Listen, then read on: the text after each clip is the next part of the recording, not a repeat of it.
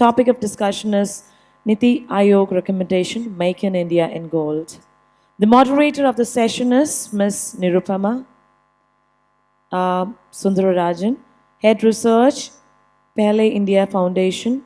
Panelists for the sessions are Mr.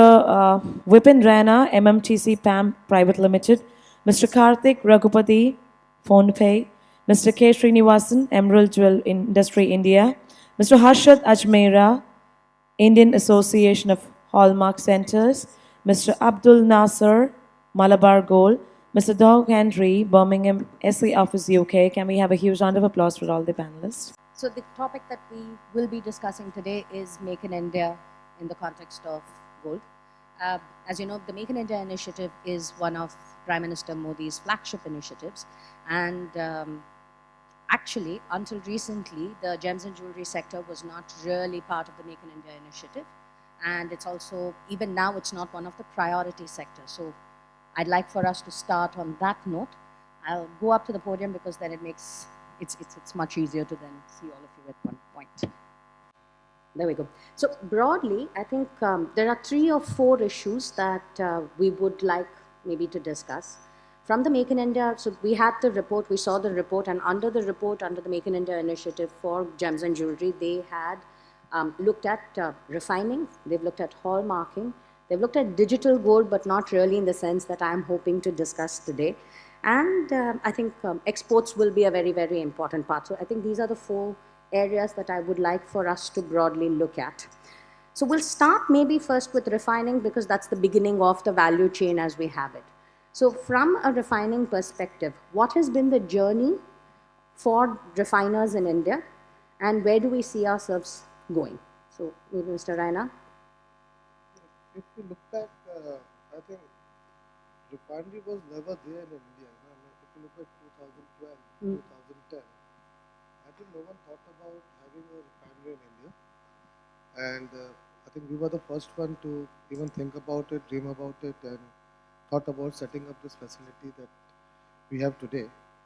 And I remember, I mean, people had apprehensions in the market, the jewelry, the trading lobby, even the banks, you know, they had this, their view that maybe these people are very adventurous and, you know, going to this particular field. But slowly and steadily, I think we started, and where we are today is all because we thought of giving something good to the Indian market. And that's where, you know, our dream was. But then things started changing, I think, in 2013-14, when we had this excise-free zone coming up. I think that really changed the dynamics of the market. I mean, it was not, I will not say, okay, 30 refineries did come up, but did they really come up to serve the purpose? I mean, really to serve the Indian public? I think they had this view of making quick bucks and, you know, to move away, and that we have seen.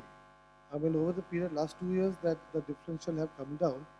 Most of the refiners have closed down operations because it's no longer viable for them to run. And things are changing, and I think the changes should happen for the good. We still feel that I think 10, 12 refineries are really trying to bring up the standards. NABL and BIS is really working hard to make sure that, you know, standards are set and the public, the Indian people get good quality gold.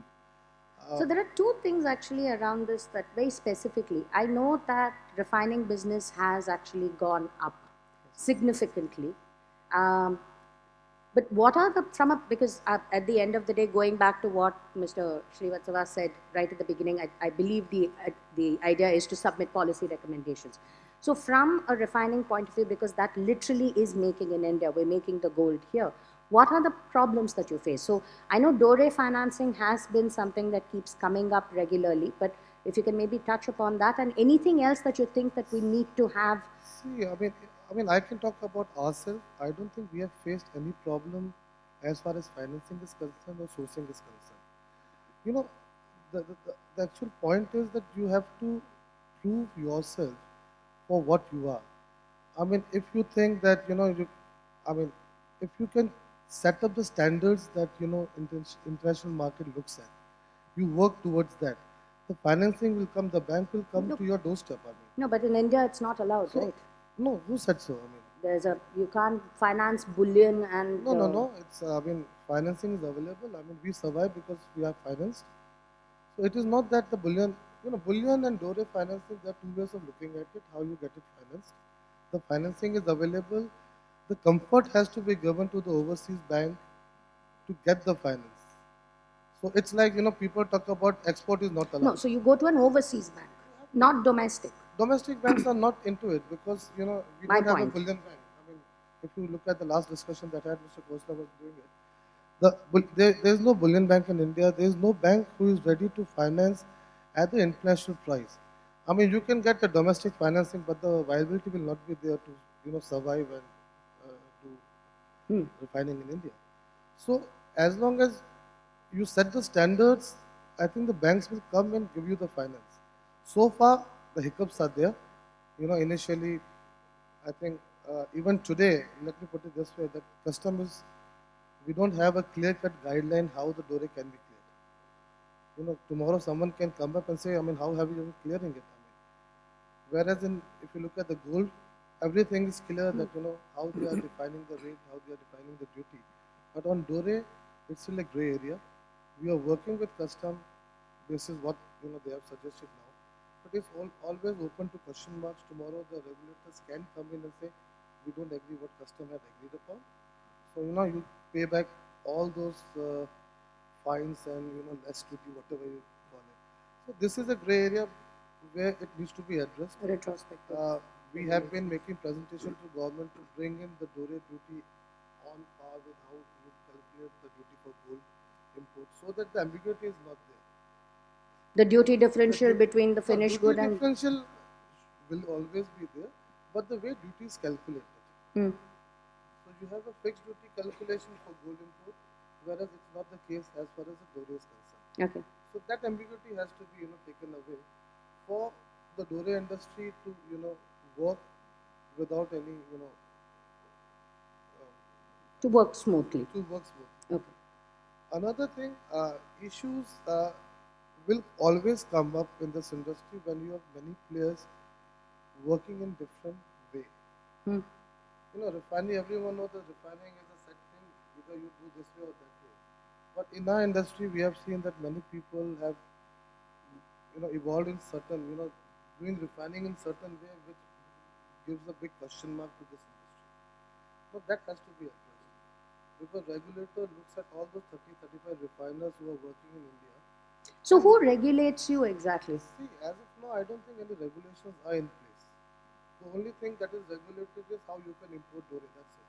Exactly. So there are certain guidelines, four liners. But you have to be accredited at the end of the day. So now, I think last 6 months, NABL, last year they decided that NABL and BIS accredited refinery will only get the license. But then there were issues because there were certain refiners who had just come up. They were not able to fulfill the criteria set. So they were given a leverage of 1 year or something like that. What we have seen, in spite of those leverage being given, not many refiners have come forward to go in for the NABL and BIS accreditation. So we feel that, our industry has to be proactive in doing all the good things that is supposed to be done, not wait for the regulator to come and tell us that you guys should be doing this. I think that's a fantastic point, that there's as much onus on the industry as there is on the government. We have to take the ownership, and if we take the ownership, I think the refining industry can do a great job for it. Perfect. Because I think this is, from a Make in India perspective, it is the first stage, and it is indeed Make in India in that sense. Moving on to actually hallmarking, because I think that's the next in the line. I know there have been a lot of discussions on hallmarking, and Doug, if I can get you here, because I know the Niti Aayog report talks extensively about how hallmarking works in the UK, and one of the recommendations has been for us to re-examine our hallmarking systems and align it to that of the UK's, because of course you have heritage in terms of the years that you've been operational, and it's supposed to be almost perfect. So if my question to you is, one, how easy or difficult is it going to be for India to adopt the standards that have been set in the UK? What is it that we need to do to get there? and whether it's even feasible for a country like India to adopt what you guys do. Okay, where do I start? I think first off, no system is perfect. It's an evolution. The hallmarking in the UK began in the 14th century, so we have been working on it for nearly 700 years. Have we got it perfect? No, but we keep on improving it. The system in India is loosely based on the UK. There are some fundamental differences which I think present particular challenges to the industry. But I think the first question is why hallmarking? Hallmarking is consumer protection. It's about building trust in the system, and trust is a key element that's missing in the whole supply chain.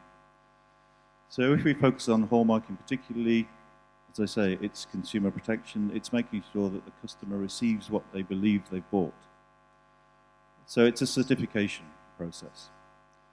So from the setup of the process in India, the concept of the process is the same. Goods are received into the hallmarking center. The metal is tested for purity. It achieves the standard or it doesn't. When it achieves the standard, it receives a unique mark to say it's been hallmarked. But that's the process. There are some specific details about the testing of the metal and about the enforcement activities in and around hallmarking centers. When I look at the scale of the operations in India, the numbers I understand are potentially 100 million articles per annum to be marked. Currently about 30 million are marked. That's the same volume as the UK 10 years ago. In the UK, Birmingham, we're marking 10 million articles per annum through one office. There are 4 hallmarking offices in the UK servicing the whole of the country. In India, currently, there are some 500 plus? 650. 650. So 650 hallmarking centers marking 30 million articles. As a commercial operation, frankly, that's not viable. The costs required to set up a hallmarking center and run it competently and consistently and adherence with all the regulations are far higher than can be supported by an operation that would process maybe 50,000 articles per year. We do that in about 2 days. So the cost of operating a hallmarking center, setting it up, operating it, the cost of compliance, which is essentially what we're talking about, are quite high to do it effectively. To police the hallmarking operations and enforce the act is also another part of the process that is critical. In the UK, the hallmarking centres are completely independent. They must be independent. And the focus is on the retailer, because it has to be the last point in the supply chain that the product is finally tested. If it's focused on the manufacturer, there's nothing to say what happens between the shipment of that good from the manufacturer to receipt by the customer. It could be altered, it could be modified. So the onus really has to be focused on the retailer. It's their responsibility to make sure that the goods are tested and are marked properly. So conceptually, the system in India is based on the UK, but there are some critical differences which fundamentally weaken the system. We talk about different things in the UK. We have the UK Hallmarking Act. We are also members of the Convention on the Control of Marking of Precious Metal Articles, the Vienna Convention, which started in 1972. There are 20 current members of that. We'll come back to the Vienna Convention in a second, maybe. But Okay. with the hallmarking, I think this is good. So the 3 very key differences I think I see, which haven't been touched even in the Niti Aayog report. One, from what you told me, what I've picked up is by what you people do, you're only 4 of you in the UK for the entire market, which means that the discussion around having to scale up the number of centers may not really be the way that we should be going. It's probably looking at a different model altogether. That I think is a very fresh perspective. Yeah, I think that's critical because if you are trying to establish trust in the system, you have to make sure that the hallmarking centres themselves operate according to the highest standards, that they are policed correctly.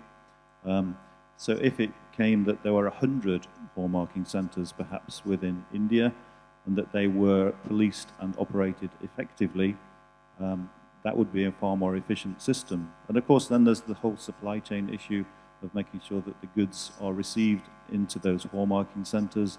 Logistics are a challenge. They were a challenge in 1773 when the Birmingham Hallmarking Office was established, because there was no road network, there was no logistics supply chain. That evolved as a consequence. The jewellery quarter in and around Birmingham evolved around the hallmarking centre because that's where the makers wanted to be. Can you give me a ballpark figure for how much it actually costs to set up, as you said, a very good hallmarking center and to run it? Just some kind of ballpark to get a sense. From an equipment perspective, then clearly there's some specialist equipment you need. We predominantly use XRF testing now in the UK. If you were to set up a hallmarking operation that maybe was geared towards 5 million articles per annum, say, you would realistically need to install about 10 XRF units, which would be, well, in UK money, they're about £40,000 each. You would need the laser equipment to mark the items too.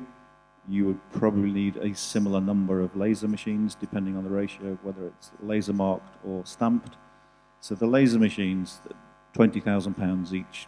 You probably need 40 or 50 people to run the system. You need a lab to do the cupellation testing and ICP testing.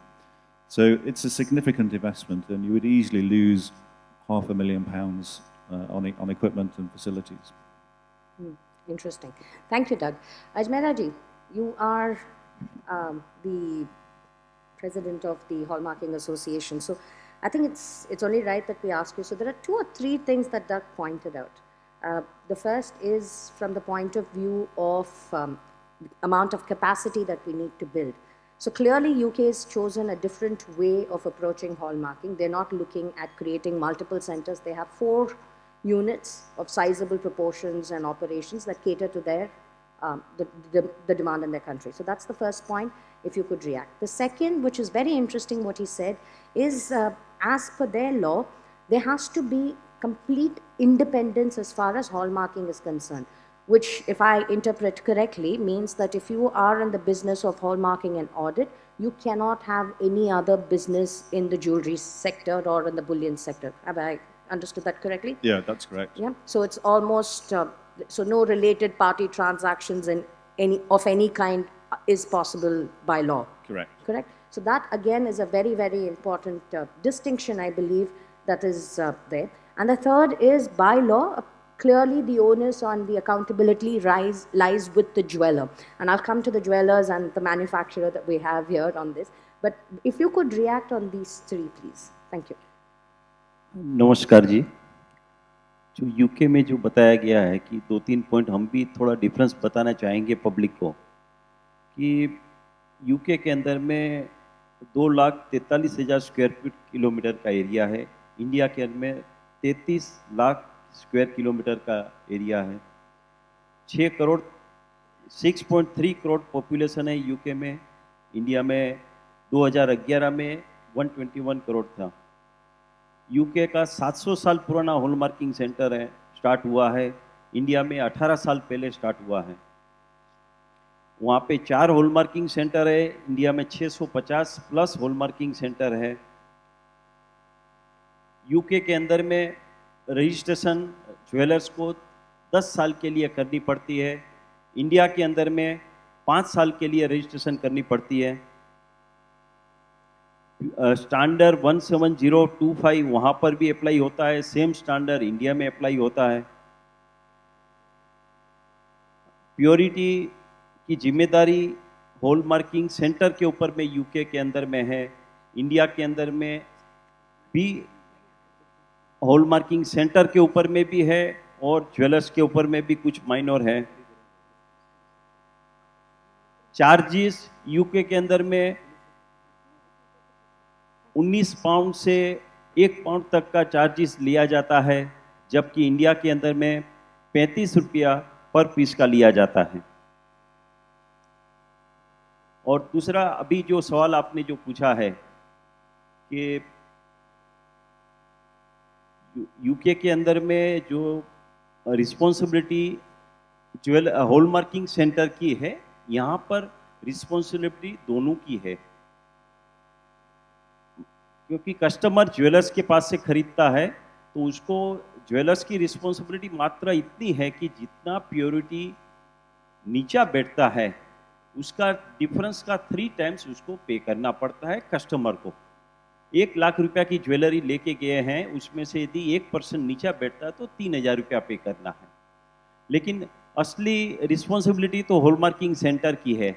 यदि साल में 3 sample उसका नीचा purity का बैठता है तो उसका सेंटर डी रिकॉग्नाइज हो जाता है।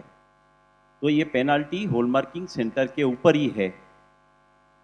दूसरा आपका सवाल था रिलेटेड पार्टी का, कि जो हॉलमार्किंग बिजनेस में है वो और कोई बिजनेस। हाँ, यूके के अंदर में जैसा सिस्टम है कि जो हॉलमार्किंग सेंटर में है वो ज्वेलरी मैन्युफैक्चरिंग नहीं कर सकते हैं। सिमिलरली इंडिया के अंदर में भी कोई भी रिलेशन ज्वेलरी इंडस्ट्री के साथ में नहीं होना चाहिए। सेम सिस्टम इंडिया में भी है। ज्वेलर्स को लाइसेंस नहीं दिया जाता है, उसका कोई भी रिलेशन ज्वेलर्स के साथ में नहीं होना चाहिए, और सेम सिस्टम यहाँ पर भी फॉलो होती है। ये लॉ में लिखा जी है? जी जी जी, इसके अंदर में क्लियरली लिखा हुआ है कोई भी रिलेशन ज्वेलर्स का साथ में नहीं होना चाहिए। इंडिविजुअल कोई भी कंपनी रहे या कोई भी उसका रिलेशन नहीं हो, उसी को साथ में किया जाता है। हॉलमार्किंग का लाइसेंस दिया जाता है। मैं पहले ज्वेलरी का काम करता था, मैंने गवर्नमेंट को अंडरटेकिंग दिया था कि आज के बाद मैं ज्वेलरी मैन्युफैक्चरिंग नहीं करूंगा, उसके बाद ही मेरे को लाइसेंस मिला। अच्छा, ठीक है। और नहीं, ठीक है। और एक चीज का डिफरेंस है जो यूके में और अपने में है, जो बहुत ही जरूरी है, ट्रेसेबिलिटी। यूके के अंदर में कोई भी हॉलमार्किंग पीस किया हुआ रहेगा, विद इन 2 मिनट्स के अंदर में वो बता सकते हैं कि ये किस ज्वेलर्स का माल है, किस सेंटर में टेस्ट हुआ है। जो अपनी खामी है, अपना माइनस पॉइंट है, ये ट्रेसेबिलिटी नहीं हो पाई है। ठीक है, तो ट्रेसेबिलिटी हमें लेकर होनी आना जरूरी है। होना जरूरी है। ठीक है। आप jewellers, so Mr. Srinivasan is a manufacturer and Mr. Abdul Nazar from Malabar Jewelers. So both of you, if you can first, Mr. Srinivasan, from a manufacturer's point of view, the importance again of hallmarking and quick reaction on the hallmarking side, because I know there have been some discussions around whether the jewelers can accept responsibility or whether it has to be the manufacturer, because most jewelers who are not manufacturers say that we have no control over what we receive. It has to be the manufacturer's responsibility. So if I can have a quick reaction from you on. What you are saying is right, madam. Actually, no, generally this hallmarking responsibility lies with manufacturer only. But India, it is not a organized manufacturing. Only few organized manufacturer. Rest, no, if anyone can give directly to the goldsmith and get it manufactured. See, traceability becomes very difficult. Only because of that, here no ownership has given to the retailer. Okay. They are the last point. I think the government can control traceability also easy only because of that. Okay. And Mr. Abdul Nazar, so would you agree with what Mr. Srinivasan is saying, that given how unorganized the sector is, should the onus therefore lie with the retailer? Also, to reiterate Mr. Ajmera's point that there is a certain amount of traceability, therefore, that is there. This is definitely a double-edged sword over here.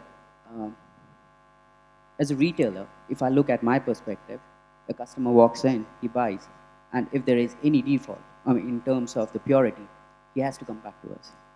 We can't say it's because of hallmarking, it's because of the manufacturers. Ultimately, it's us. So there is an onus on the retailer to make sure. How do we do it? That's an internal policies, procedures needs to fix it.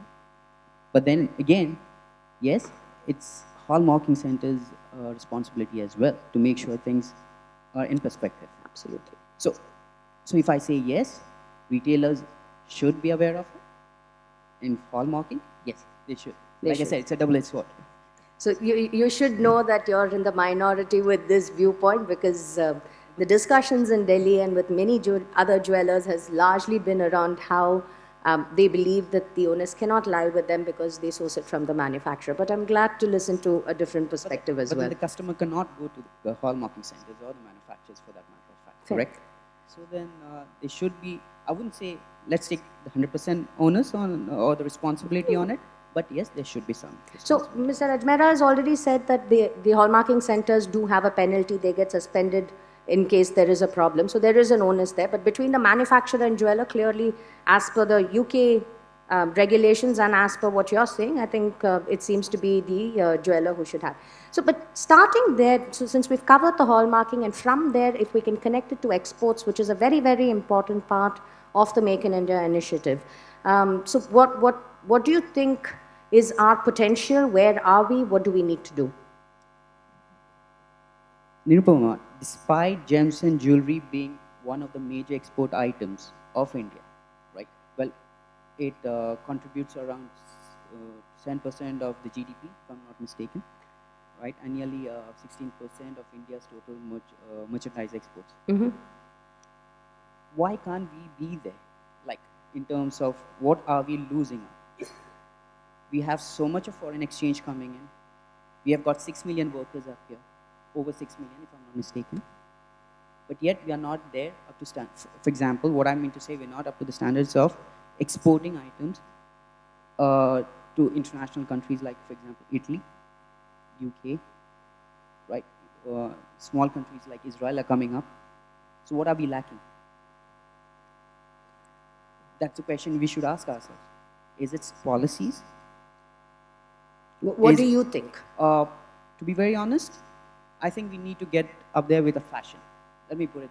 You can't have the same chunk of stuff what we create here sent across. Fair. Right? Now everybody does not make artifacts on 22. They don't want 22 carat artifacts up there. Rather 18 carat or something lesser than that. So we need to evolve, understand the requirements, and move on. Do you think we even know which our markets are? Because yesterday, Mr. John Reed in his presentation showed us that default, if we're looking at the US as a market, clearly the demand's dropping there. But do we even know which markets that we should be approaching and therefore their tastes and preferences? Do you think we've done our homework there? Not to an extent. Now let me speak of Malbam, our retail stores. We have gone to GCC. Naturally, there are a lot of South Asians up there, so we have marketed well there. Our next step is into the US and hopefully UK as well in the near future. I think we are setting up stores, but we are not doing enough. So yes, the answer to your question is we need to do a little more study on that, what they like, what they want to export, and the kind of ethnicity we want to get involved with. Thank you. Mr. Srinivasan, I think part of the Make in India initiative and for creating, generating exports, there's been discussions around how we can create a brand for Indian jewelry. And also what kind of brand? As a manufacturer, what is your take on the exports market? India having a huge skilled manpower. You're saying we have huge skilled manpower? Huge skilled manpower. Okay. Each and every state now having its own speciality. Only thing where we are lagging is actually designs, quality, techniques. These three areas we are lagging. If we give proper training to this goldsmith, 100% we can export more. There is a lot of untapped market is there. Maybe Africa, the Middle East, Far East also, Vietnam, Malaysia, so many places are there. We can export a lot. Okay, so those are the markets we should be looking at. Yes, you are right. Doug, if you can come in on the Vienna Convention and the significance of that very briefly, because I'm aware of the time and I'm told there are many questions. So, yes, sorry? 10 already? So we have 10 questions and we still want to cover digital gold. So very quick reaction on the Vienna Convention and its advantages. Okay, Vienna Convention started in 1972. There are currently 20 members of the convention, and it's a national treaty that is signed between the countries, which essentially recognizes each other's standards of hallmarking, but imposes additional criteria on the country and a different hallmark that is applied. So if India applied to become a member of the convention, it would take a number of years to become, for the treaty to be rationalized, developed, etc. But it's based upon the fundamental requirements that hallmarking is mandatory, that there is legislation in place also to protect hallmarks from fakes and forgeries, that there is a nominated statutory hallmarking office for the country.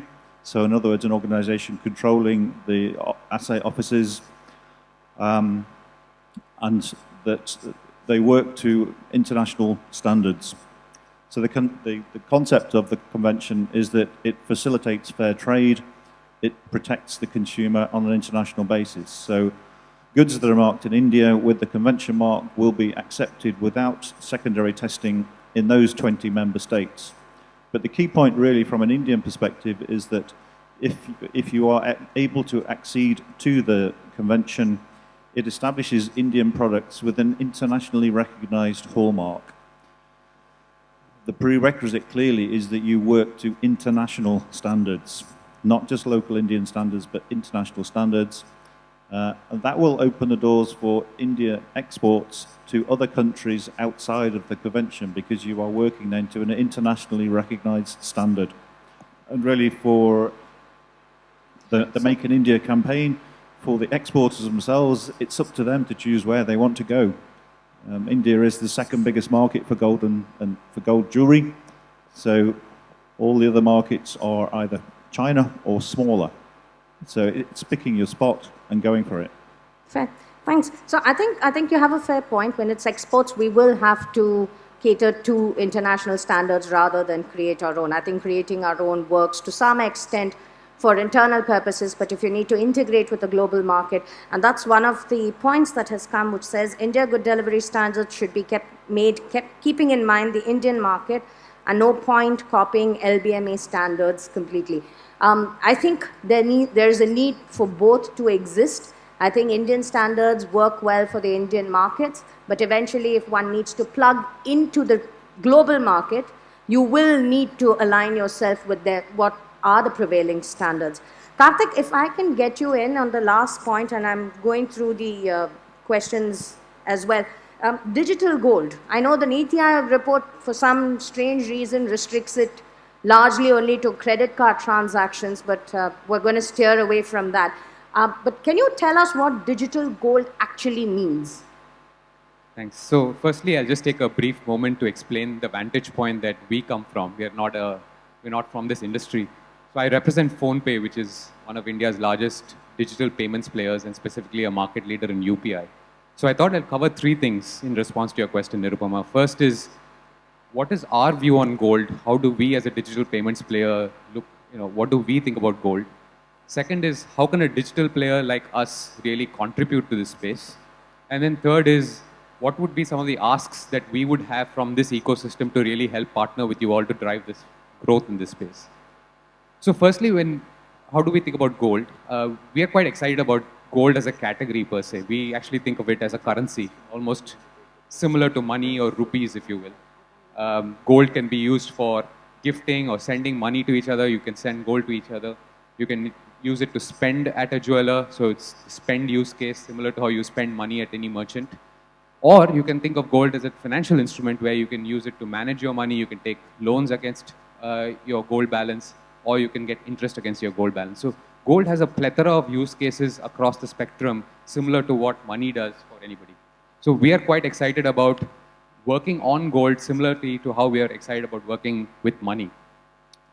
How can we as a digital player come in? I think broadly we bring three things to any ecosystem that we enter into. First is just massive scale. We, for example, have a 100 million user base. We bring a massive scale to any player that we partner with, which allows our partners to tap into a large ecosystem for distribution. The second thing we bring is a real consumer DNA. I think there were a lot of references made yesterday to the millennials. So we bring that DNA, which allows our partners to tap into the scale of the ecosystem in a very relevant manner. The third, and I think very equally important, is the speed of disruption. I think we've all been experiencing disruptive models that are powered by technology, and we bring that same power to any space that we play in. UPI has been a very disruptive space in the payments landscape over the last 2 years, and we can bring that same speed and disruption to bear even in the gold market. We've already done this at the beginning of a journey. Digital gold is a category that we have partnered with a couple of suppliers, MMTC, PAMP, as well as Safe Gold. And we've been very pleasantly surprised with the adoption that's happened. We've had over 30 lakh customers, or over 3 million customers. Karthik, quickly, if I can also interrupt you, can you put this in the context of yesterday's discussion on the millennial demand for gold probably coming down as well? Right. So I think Arjun referenced millennials, so did Som. I think while millennials may have a different view on gold, I think how they buy gold has changed. Now, just to reference that, we have about 3 million or 30 lakh customers, most of which are millennials. And they've bought about 800 kilograms of gold. And this is just over the last 6 months that we have launched. And it's not like we've put significant muscle behind it either. And this is an example of how the shift in buying behavior has happened. Now, of course, they may not be buying gold at the same large quantums. They may be smaller ticket sizes. But there is a use case that's come out, and that's really driven over the last 6 months. If you fast forward a year, we can easily see this quadrupling. We can see 3-4 tons of gold being sold, again, just without any other innovation, just the existing use case.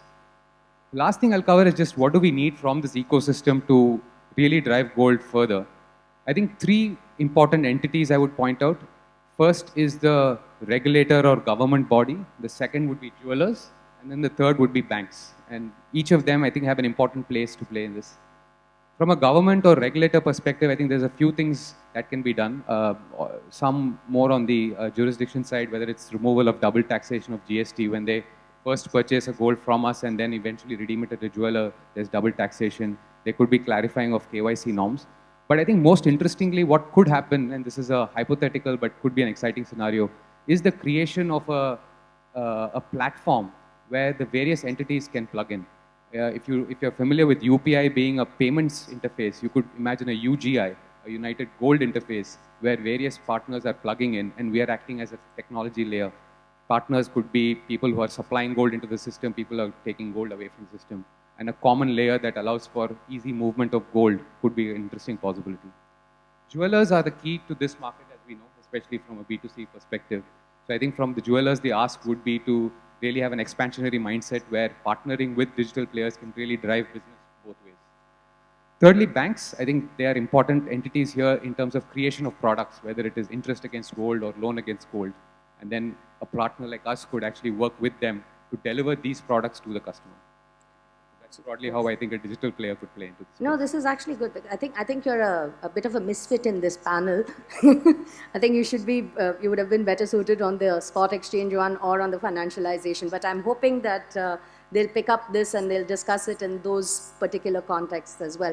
Because as Pele India Foundation, we've been telling the government as well that the next focus should be on digital gold, because we believe that if you're able to move from digital gold to dematerialized gold as well, where you can hold it and you can trade, I think the supply chain will become that much easier, especially if you can build into the existing value chain with the jewelers and get that integration. With banks, it may not be that difficult, but I think getting the jewelers on board will be. So we've got a couple of more questions here. Ajmera ji, yahan pe there is a question saying that the amount that the government has asked for charges per piece is about only 35 rupees. And Doug also mentioned that it's probably a very low cost. What is your opinion on this? Do you think it's very low? What do we need to do? सब चीज़ UK के साथ में compare करते हैं तो price भी UK का रहना चाहिए। आज वहाँ पे 19 पाउंड लेता है मिनिमम, और बड़े लोट रहते हैं तो 1 पाउंड लेता है, जबकि यहाँ पे 35 रुपया करके लिया जाता है, क्योंकि गवर्नमेंट ने इतने सारे सेंटर को लाइसेंस दे दिया है। हमारी जो कैपेसिटी 2000 पीस की पर डे की है, लेकिन हमारा यूटिलाइजेशन 300 साढ़े 300 पीस ही पर डे का हो रहा है। आप सपोज के 10 से 15% हो रहा है। आज हम लोग ने लास्ट ईयर 17-18 के अंदर में 4 करोड़ 13 लाख पीस, करीब 500 टन ज्वेलरी को हॉलमार्क किया है, लेकिन 650 सेंटर में डिवाइड करते हैं तो पर डे की कैपेसिटी हार्डली 15 से 20% यूटिलाइज हो रही है।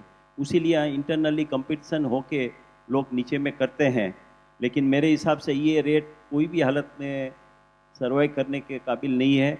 इसको मिनिमम 75 से 80 रुपया पर पीस का होना चाहिए, तभी ये सर्वाइव कर सकते हैं। So I think that's a valid point कि हमें अभी तो वो ये भी है फिर कि 600 यूनिट खोलना सही है कि नहीं है। इसीलिए गवर्नमेंट ने अभी जो सिस्टम लाइसेंसिंग रखती है उसमें कोई रिस्ट्रिक्शन वगैरह नहीं रखा है। यदि गवर्नमेंट इसको डिसाइड करे कि हाँ 50 लाइसेंसी ज्वेलर्स के सामने में एक हॉलमार्किंग सेंटर हो तो सबको काम मिल सकता है। और जिस एरिया में लाइसेंस की रिक्वायरमेंट है गवर्नमेंट उसको अनाउंस करे कि इस एरिया में हॉलमार्किंग सेंटर की रिक्वायरमेंट है और यहाँ पे लोग हॉलमार्किंग सेंटर खोले। लेकिन इस तरह का कोई अपना सिस्टम नहीं है कि जहाँ पर जो चाहे जितना सेंटर, एक ही बिल्डिंग में 3-3 4-4 सेंटर है, तो ये प्रॉपर है नहीं। प्रॉपरली डिवाइड करके और जितने लाइसेंसी रहे उसी अकॉर्डिंगली सेंटर को परमिशन दी जावे तो ये प्रॉब्लम नहीं होगा। Thank you. So we've got the questions there. I think the first one, Raina ji, if you can take in case of the one on refining and standards in refining. So they're saying, how do we get this done here? That is correct. I mean, once NABL and BIS give the accreditation, I mean, they come every year to check what you are doing. We don't have a proactive monitoring. And what we have found is even after getting the certification, the quality of the product that comes out is not up to the standard. So until and unless we have a proactive monitoring, and as I said earlier also, it has to be done first within, by ourselves. I mean, if we want to give the standard, then, this issue will never come up. But for the sake of getting the accreditation, everyone is running after it, but they are not adhering to it. Enforcement. So enforcement is, very, what Ajmera ji was saying, hallmarking center, you have so many hallmarking centers, but are everyone working towards that goal or not? We need to, address this, and this is a big issue which will come up year after year if we don't address it now. So I think this is important because the other two questions are also on enforcement. Ajmera ji, यहाँ पे they've asked you how many hallmarking centers have been derecognized. What is the complaint redressal system against hallmarking center? Last year के अंदर में 72 centre D recognise किया गया था। Market sample जो उठाते हैं उसमें भी यदि कोई भी सेंटर का 3 सैंपल यदि फेल होता है तो उसको डी रिकॉग्नाइज किया जाता है। Our fail-safe method for hallmarking is one thing. I think it goes back to actually in terms of enforcement. Any ideas for anybody who wants to take, how do you have a fail-safe mechanism for hallmarking? Doug or anybody else who wants to take it? Is there even, or is that just utopia? I think I said at the beginning, no system is perfect. So fail-safe, in the UK there are different layers of protection. First and foremost, the hallmarking centres are completely independent, so there's no aspect of collusion at all with any other manufacturer. That's controlled by the government through the Secretary of State, who approves hallmarking operations via the British Hallmarking Council. So it's incumbent on the UK asset offices to comply with the law. We are also regulated by the Queen's Assay Master, who will do audits on us. He's employed by the Royal Mint, but he works under the direction of the British Hallmarking Council. We also have to be compliant with ISO 17025 and 9001. So again, we have separate independent auditors which are routed through the UK Assessment or Accreditation Centre, UCAS. So they are the authorised body to control and manage ISO standards within the UK. So that's another completely independent body. We also have the Consumer Protection Department, which runs, the Trading Standards Department, which is operated by the local authorities. So they also check retail outlets to make sure that the products being sold are compliant. And if there's an issue where an item carries, for instance, a UK Assay Office mark and it's found to be substandard, we have to justify our position with the Trading Standards Authority. So we check to make sure it's a genuine mark. And occasionally, we don't get it right. So there you go. So it's all about enforcement and having the correct Correct. kind. There are, I think these are the last set. We have exactly 20 seconds. Ajmer ji, आपके लिए एक है and RFID process to address the issue of traceability for anyone who wants to take it. वो आपका वो Boolean dealer Boolean dealer hallmarking centre बन सकते हैं और खाली ज्वेलर्स नहीं बन सकते हैं। ठीक है, वहाँ पे आपको नहीं लगता है कॉन्फ्लिक्ट ऑफ इंटरेस्ट रहेगा? सवाल भी बुलियन वही के है। ऊपर में हॉलमार्किंग सेंटर में वो हॉलमार्किंग करने आने वाले ही नहीं है। जो रिफाइनर को सेल्फ सर्टिफिकेशन दिया गया है उसको हॉलमार्किंग सेंटर में बुलियन को भेजने की दरकार ही नहीं है, वो सेल्फ सर्टिफिकेशन है। तो बुलियन डीलर को कोई इसमें इंटरेस्ट नहीं रहेगा कि उसका बुलियन के ऊपर वो हॉलमार्क करे, खाली ज्वेलरी का काम नहीं करे, ताकि वो, क्योंकि हॉलमार्किंग मतलब थर्ड पार्टी गारंटी, तो वो थर्ड पार्टी गारंटी का कॉन्सेप्ट एकदम क्लियर है।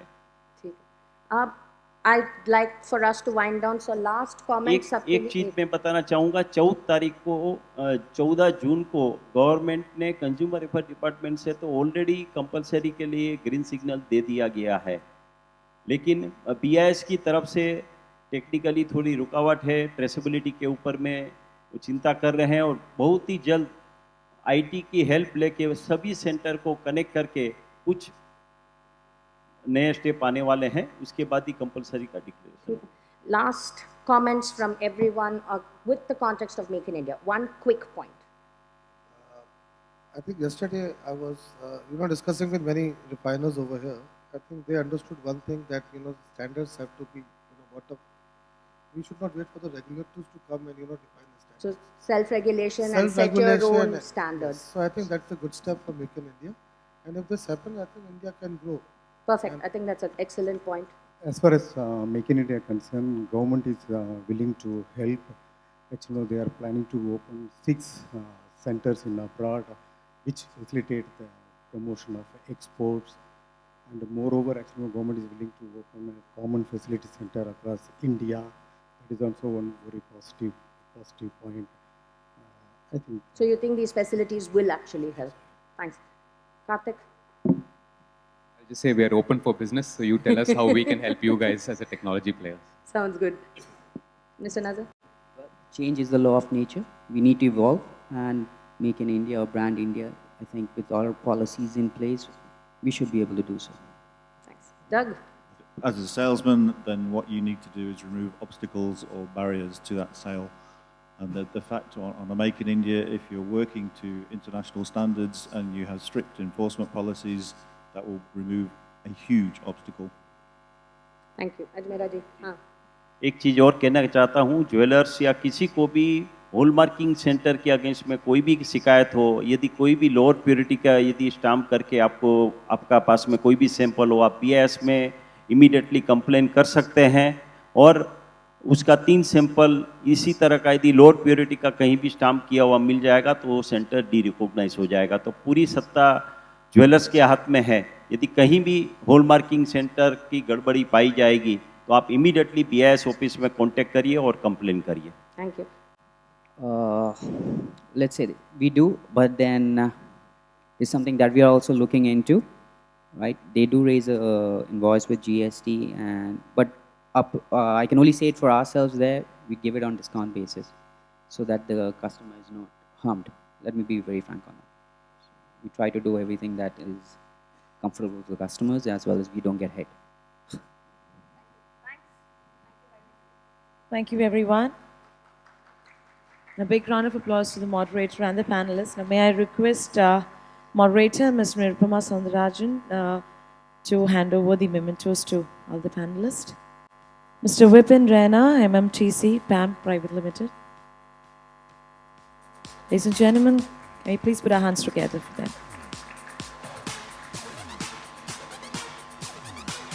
Mr. Karthik Raghupati, PhonePe.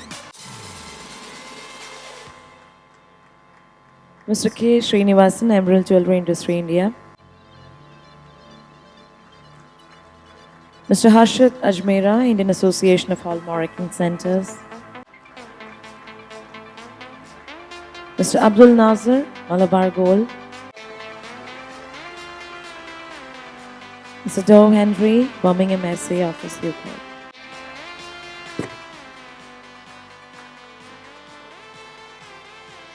And now I would request Mr. Zaman, Bullion Mart, Canada, the chairman to actually come onto the stage to present the memento to moderator, Ms. Nirupama.